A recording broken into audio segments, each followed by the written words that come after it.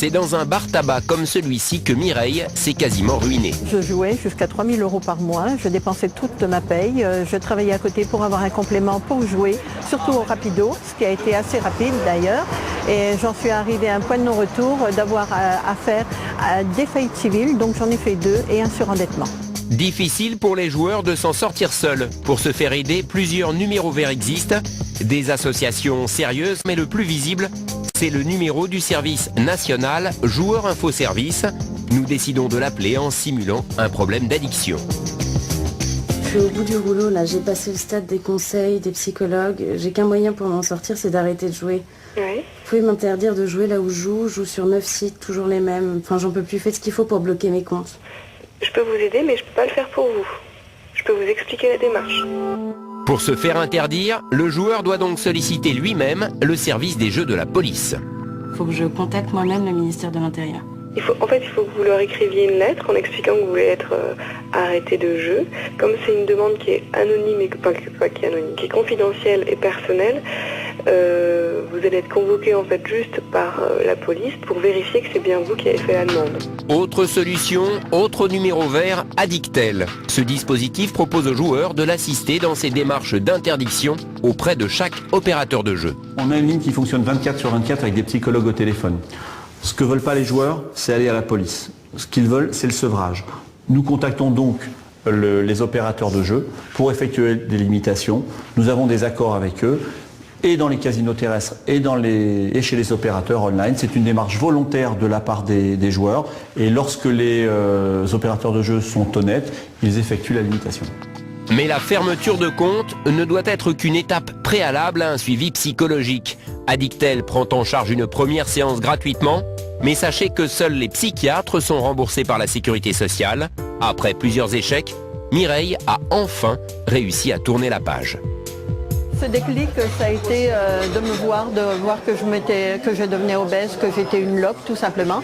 Donc j'ai pris la décision de m'en sortir par une thérapie. Cette thérapie a duré 18 mois. Ça fait 2 ans que je ne joue plus. J'ai perdu quand même 5 années de ma vie dans les jeux. Et je peux les regarder sans pour autant avoir ces envies, ces pulsions de jouer. Il faut comprendre que le jeu n'est qu'un symptôme d'une souffrance psychologique qui est là. On va leur proposer une thérapie individuelle pour prendre en charge cette addiction au jeu. Depuis l'ouverture des jeux en ligne en juin 2010, tous les sites et opérateurs de jeux doivent afficher un numéro vert et proposer un modérateur où le joueur peut s'auto-limiter en fixant une somme à ne pas dépasser. Mais est-ce efficace ? Comment voulez-vous qu'on limite un joueur malade à 200 € par mois en sachant qu'il joue sur plus de 3, 4, 10 sites parfois? Depuis l'ouverture des jeux en ligne, on n'a jamais eu autant de cas non traités. C'est normal, il y a plein de sites qui font la sourde oreille. Pourquoi? Parce qu'ils ne veulent pas fermer les comptes. 40 000 personnes figurent au fichier des interdits, mais on estime à plus de 400 000 le nombre de joueurs dépendants. Du coup, une commission devrait établir une norme jeu responsable pour améliorer les choses. Mais le président de cette commission n'est autre que Raymond Bovero, directeur à la Française des Jeux. L'industrie du jeu s'est donc clairement approprié le domaine de la lutte contre l'addiction.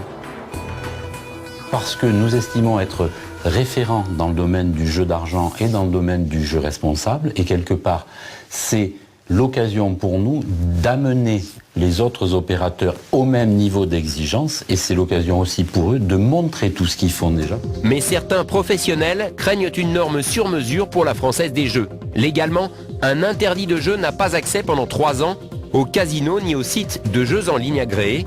En revanche, rien ne lui interdit d'aller dans un bar-tabac. C'est d'ailleurs le point de vente le plus répandu en France. Donc aujourd'hui, sans changer les usages des cafetiers, ce qui serait intéressant, c'est d'utiliser le titre d'identité français. Ce titre est en train d'évoluer vu qu'il y a un projet de loi sur la carte d'identité nationale française. Cette carte nationale aura une puce dans laquelle on pourra tout simplement indiquer le fait que je sois volontairement interdit de jeu ou pas.